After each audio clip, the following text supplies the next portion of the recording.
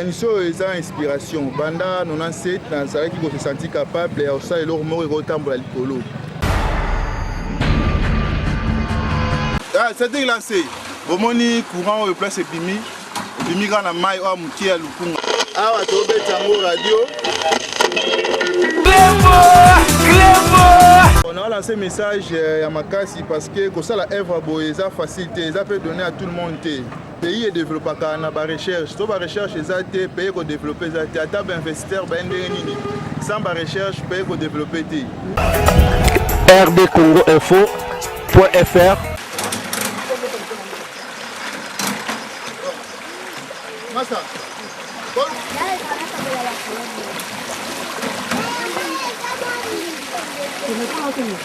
César Ngadi, Cléboa, toujours. Cléboa. Naza trop jeune, na mail on m'appelle singa eza pour na ngamo eza pour sunga mboka. Lelo ce qui est le ko réussi ko décoller eza sous œuvre na ngamo te comme œuvre ya batu nyonso tu puis na sima na ngope mboka na biso et ko développer les mboka nyonso zo ko se développer. Les ara problème ya moyen. So ba che tous les moyens œuvre na siré bango dans 2 semaines et le ko yo to mona ngo likolo ezolika. Tout le monde est d'accord.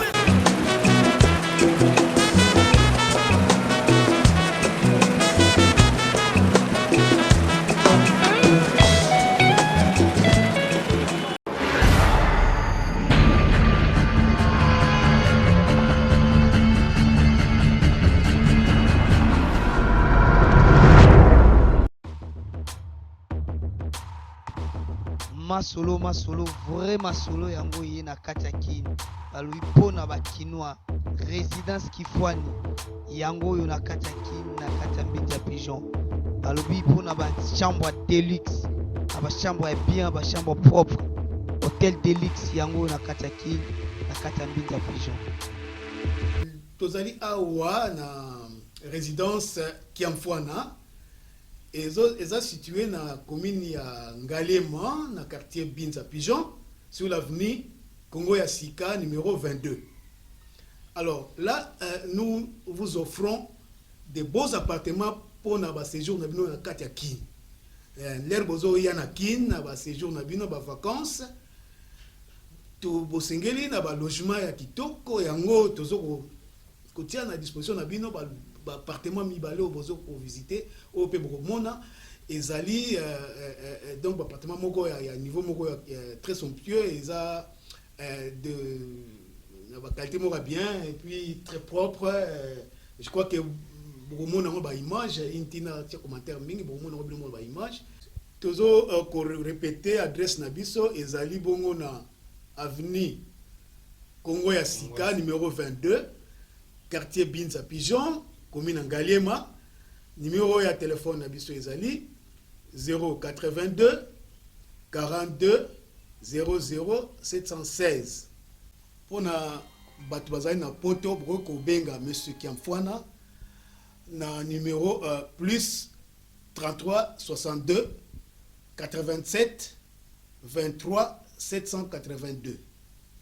Voilà.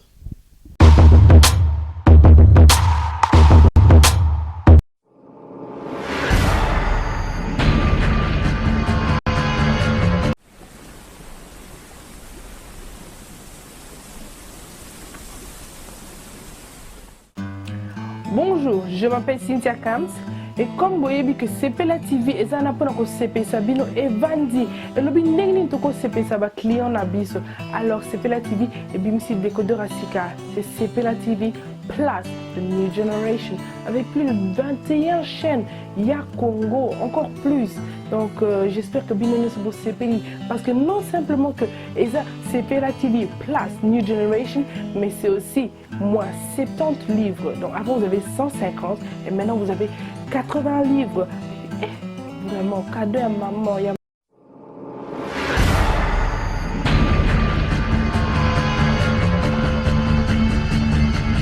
Bote Nabalandi, RD Congo Info, .fr. RD Congo Info, innovation sur innovation. Dès Sabino, Mboulao, Tokomeka Komemela Bino, Pablom Sopena Bomonite, on a un boyo quitté. Les lots, tous en homme politique, tous à peine à Montumo, il y a culture, Mais tous les jeunes qui n'ont pas pour découvrir. Il y a maintenant donc innovation boule sur boule, boule sur boule. Et en lobby, il faut encourager les jeunes à bon. Bino pe bao bo vandi na diaspora boza kuna libanda. Botana ni makansama ba le bon on appelle ba image parce que ba ba TV visibilité. Monsieur to so na mais image pe koloba. Ce boza na ba suggestion na suka numéro ezana. Bo komi bo bengi, bo mne bo ko en contact na e. Lelo na zo mbela bino un jeune quinois, un vrai débrouillard comme on a Mustapha bo comme on a. Yé Torbana ma solo. Après pour comprendre ce qu'il y a zanani. Boni Mustapha. Ouais, ça va qui mes alliés. Dans le bilelo muki mo mezotala hein, bazotala en Chine, États-Unis, la France, la Belgique. Bref, on a vraiment sur le net. Est-ce que okoki ko beta biso mo quel parcours na yo sur le plan technique na nengo quality na nengo tokomilelo. Ouais, na bandi ba recherche na ngai na 97 hein. Donc na 97 na bandi ba recherche, tant on a na 3e secondaire. Na CCP 6e na eu diplôme na ngai na habité. Le quoi inspiration vraiment bandaki na niveau ya C na comme na petit niveau likolo. Na bandi ba recherche pour moi bandi ba recherche na aéronautique, na salle ba recherche pendant au moins 10 ans na eko comprendre fonctionnement ya avion, hélicoptère, vol horizontal na vol vertical, na eko tia au point projet moko aéronautique.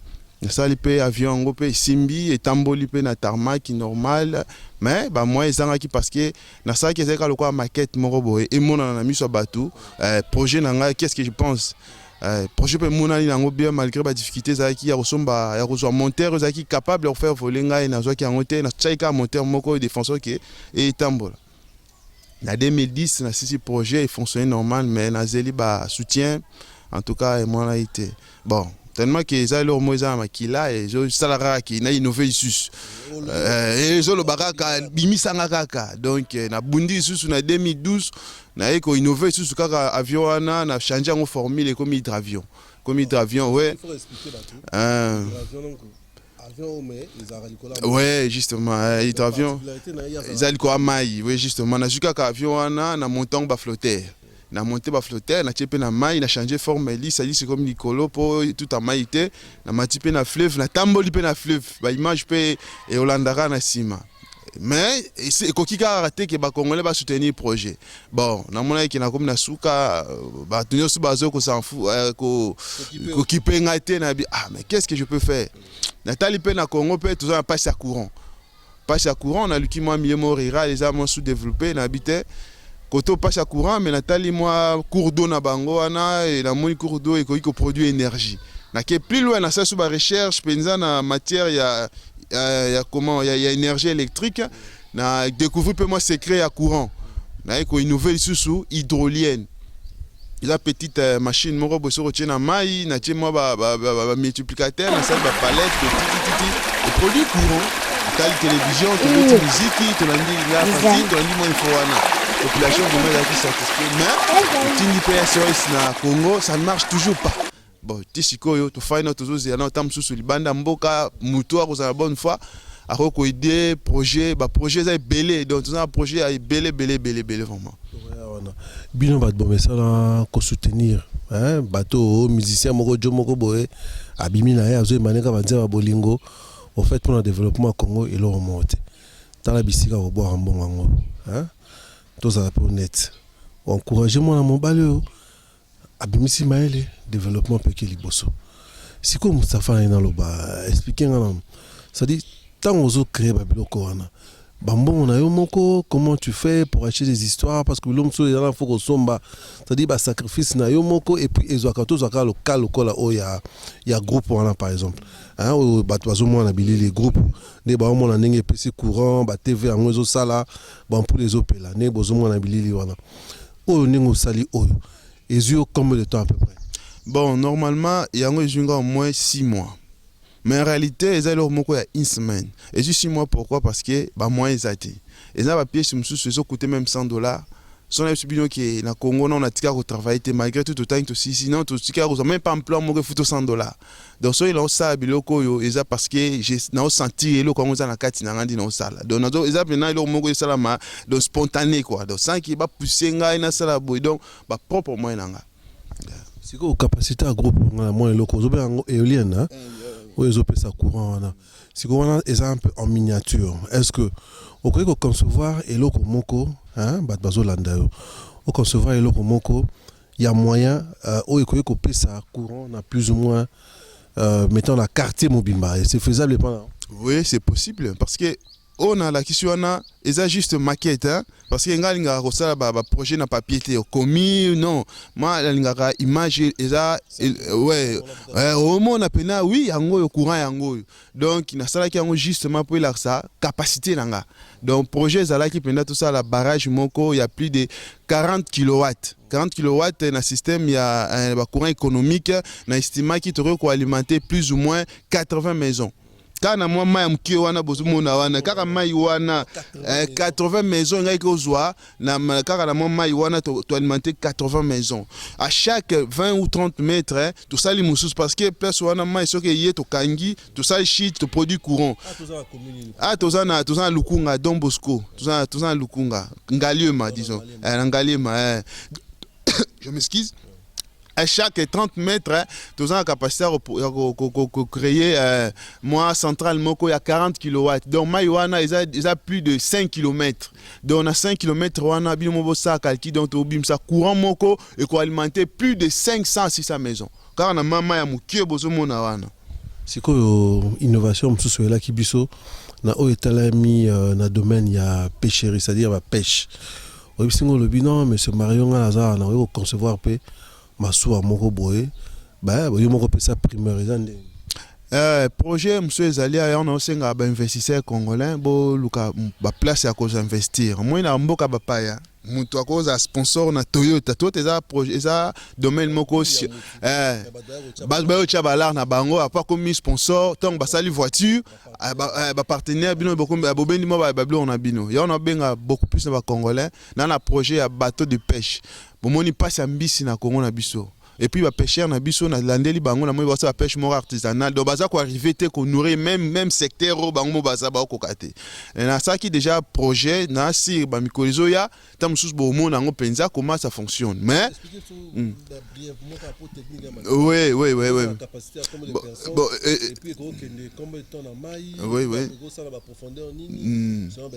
oui bateau de pêche na ngawana eza mécanique et kota carburant te lo monter na un système ba pédale de ko tu des pédaler aux okende na salika structure moko ya système moko mécanique ba nous ça en sorte que ba filet et plonger na plus de 10 mètres à profondeur ba filet besoin de côte à 10 mètres à profondeur que lukambis et puis net na ba fleuve na biso ba vraiment bien oui justement la fleuve na biso parce que pêche na biso ça reste à 3 ou 4 mètres mais biso so to luka biso à 10 mètres 3 minutes dans on a tolière en na Kinshasa même biso ça en fleuve na biso donc bateau ane kozala pour le moment tout ça non écoute à 2 personnes moi na commande à reconduire moi dans domaine il y a pêche autres simba filet peut quitter matador tout ça à 2 personnes mais capacité à pêche par jour tu estimer au bima là-bas 50 ou 100 kg à poisson dans 24 heures siko musala oyo ba inspiration eliona maele oyo et pas outinango est-ce que osana bala ba petit miki oso initié aux autres travailler na banani maele na aux autres garder pour na yo moko tozo 500 pour na baleki na.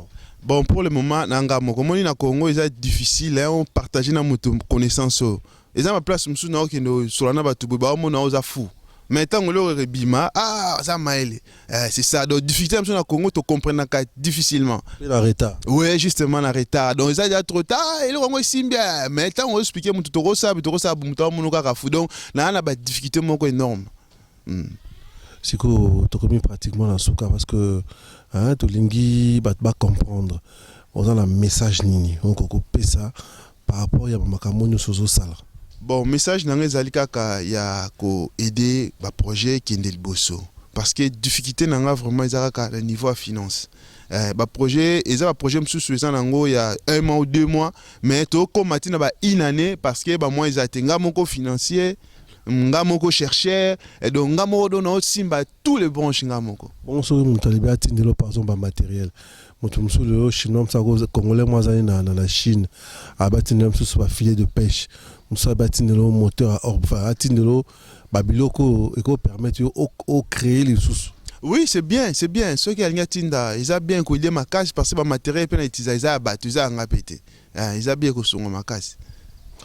Bon, on a un mot à repérer, ça n'a pas tout, on a moki poto, on a bandeko, banane. Bon, mbote eza makasi ya opesa pa ba congolais so bazali bana mboka na moni bino bofandi pa ba paya bo comprendre réalité ya développement biso na Congo la réalité développement tout le monde ngo eza na makamsusu mais voix penza o ko mema développement na mboka ezate parce que to innovarité to inventaraté to importaka na technologie mais biso to la maele ya osala pe technologie a pe bozonyi pe oyepe na izina ndeko na poko mona lindomba na izina lindomba sela nga bateau na kombo na nga. Alors ça les layo na combo na yo na dessert oh yo sengi na ça layo mais ils ont la difficulté à moyen donc il y a un petit peu vraiment la difficulté na sabino moko comprendre to pratiquement na suka né na mesala ko loba César Ngadi le magnifique cadre yango oyo au créer hein na bokasi mikonzo zo bunda poto luka imagina oya simbi bilili gradi hein wa sakana na caméra des fois té grand bonjour na bino so bozo benga biso ba mbote na bino ba boza en Espagne na Autriche ba benga inga partir Autriche ba benga pe en Australie bazo se prendre ça to sala to se no merci bon encouragement na bino to continuer ko yamba yango la pesi merci na ona mesala ko loba Roilanga album ezo simba kitoko continue na msala ona la pesi ba salutation na ngai na yemoko le magnifique où a créé cadre encore une fois César Ngadi sans oublier Patrick Canon hein? Toujours à la recherche du bien-être sois toujours courageux dans ces pays à Makasi et puis Nabino Nyonso aux États-Unis Nelly Matingu Aimé Ambongo Serge Yende Jerry Mouzadi sans oublier mon ami personnel Albert Mukulubundu Talaba Innovation hein? Congo yango malgré fort exactement tu sens que le gars il se bat. Maël les alliés aussi un moyen. Bilamba c'est bien, mais Tala et aider développement mbokana. Mituka c'est bien, mais Tala boule côté développement mbokana koya. Numéro est dans la C. C'est pour ça la boule makanisi. Vous appelez Facebook Nangeza Mario Mbongo, numéro est dans la C. Donc appelez, c'est beaucoup en contact na Mustafa, naimni ni beaucoup taboko soanae. Balakation te so moi ça balakation moi ngala rotina nous voulons du concret biso to la Congo nous voulons du concret to lingi balakation te pour makambo ki ne liboso MC Bino il a besoin des partenaires si tu veux ton partenaire sola naye bosololi bon ngala te autant to sala ndenge nini okiti pekin bosololi masolo vandi et puis ben voilà quoi donc c'est un peu ça yango to lobby courage na ba nous pasali ko bunda Congo za biso Congo za bino to bunda elongo pour un jour mbora na biso pe total abaton face les yeux dans les yeux de ma mesala koloba na 4 kaka il y a le bien-être il y a congolais pe le développement mboka na biso allez on se retrouve la semaine prochaine bye.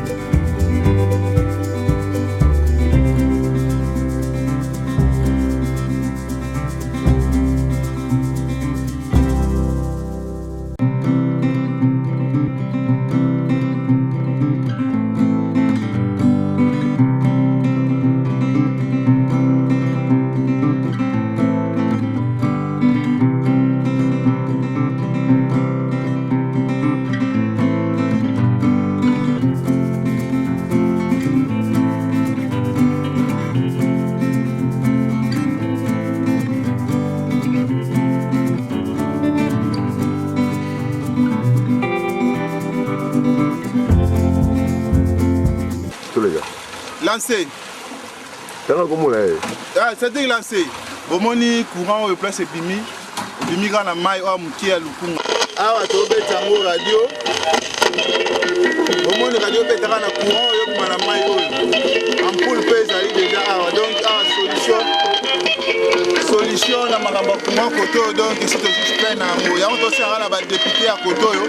Va aider vraiment projet énergétique na mai lukunga o pour aider population.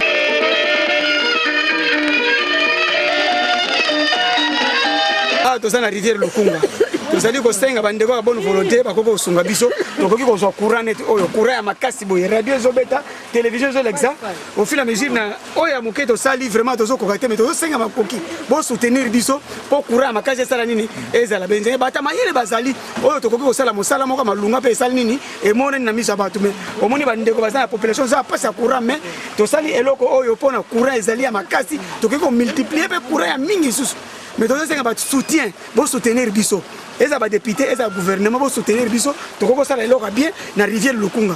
Na minute bozo mona bamuso cameraman na biso aye awa ya lingala facile mais bozo mona courant ndenge zopela. Eza courant moko ya makasi eza ko sakana to simbi pe okufi. Courant eza wana bozo na mama ya biso bazali awa bazane sengo mais biso koto courant passe. Ne to sala 3 jours 4 jours courant eza kate mais tant to sali eloko oyo au fil à mesure eloko to zi courant. En tout cas pour soutenir biso makasi. Mayele ezali ya kosala mais possibilité ezate. Bozo mona to no eza. Jozo Semabo. Ngala za géniteur à projet énergie électrique oyo ya Lukunga oyo. Projet vraiment esenga beaucoup plus na gouverneur à ville et au sommet André Kimbuta ata la secteur à Lukunga oyo. Na fandi koto na étudier mai oyo na moni capacité na ngo pesa courant makasi bato koto bali na courant te. Ya ngo na fandi si na maeli na nga pona na sala projet oyo. Ya on esenga beaucoup plus na gouvernement et soutenir projet pour ba mama koto pe bazo lotiliki. Beaucoup plus pe na ba fiti député o bana vision ya ko des secteur Lukunga oyo ba kita koto ba mona impact à projet oyo comment il faut soutenir bata koto pona sécurité na ba milieu obscurité koto. Nous singa yo pour réaliser le moneno. Pour cela on nengeni pour nous ça nos premiers pas pour singa ba continuer. Neno ça donc. Bon, besoin zali ya ba poste à souder ba melez na quelques bateaux to travailler na bango bazali na bango pe bazali bango présent. Maintenant moi soutien financier pour projet vraiment etambola mbango. Pour cela on nengeni. Bon, ils ont innovation en plus de faire dans la milieu à Moulili, mais les autres ils ont mais obité. Plus pas ces alliés qui ont une solution, ils ont une solution place problème les alaki.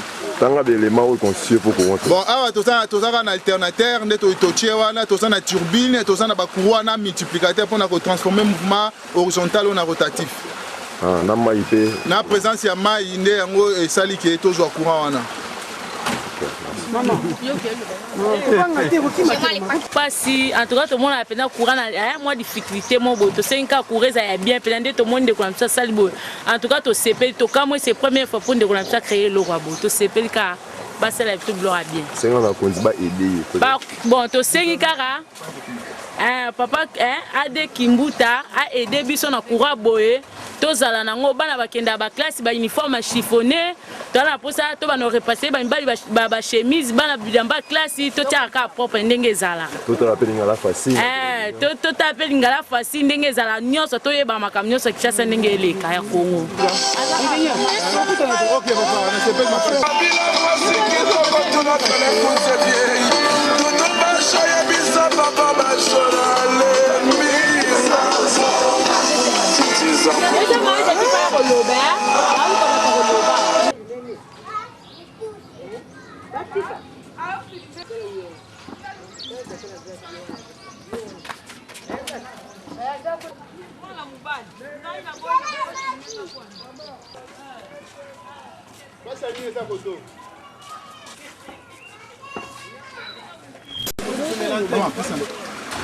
Bonjour à Simandam, moi on est à courant.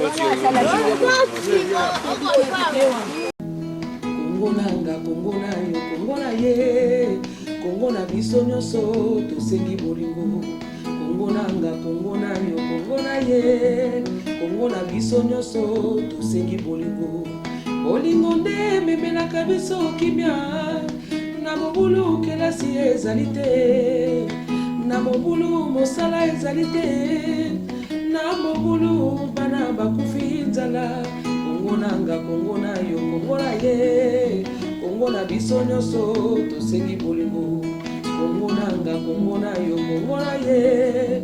kongo na biso nyonso tosengi bolingo bakonzi ya mboka bokama mboka malamu we bofungola matoi na bosenga ya pepe na bino tolingi tosala tolia sante malamu we bana na kelasi mpona avenir ya lobi kongo nanga kongo na yo kongo na ye kongo ya biso nyonso tosengi bolingo kongo nanga kongo na yo kongo na ye kongo ya biso nyonso likanisi oyo eza inspiration banda 97 nazalaki se senti capable ya kosala eloko moko ekotambola likolo banda 97 nasali barecherche na ngai ti na 2005 na comprendre fonctionnement ya avion nyonso tout bamoyen mpe monani te ti na 2010 nde naye kozwa mo bamoyen yango na bandi kofinancer projet na ngai oyo na avion tozalaka premièrement na monteur à propulsion deuxièmement tozalaka na mapapu nango monteur à propulsion eservisaka biso na koaspirer l'air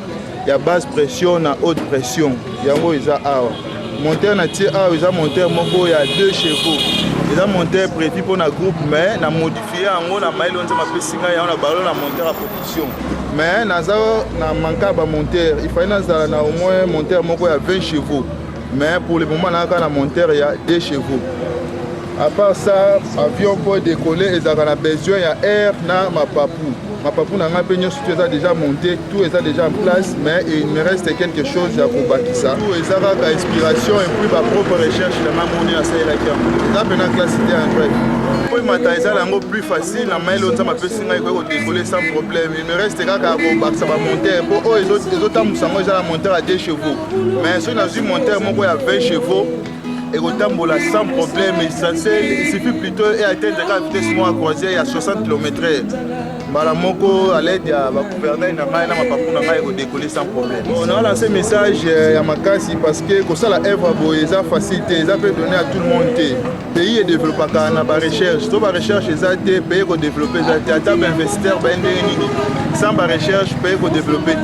Naza trop jeune, na mail on a appelé singa eza pour na ngamo déjà pour sunga mboka. Lelo soki eloko eresi ko décoller eza sous œuvre na ngamo côté comme œuvre ya batu nyonso tu puis na sima na ngo pe mboka na biso et ko développer les mboka nyonso za ko se développer.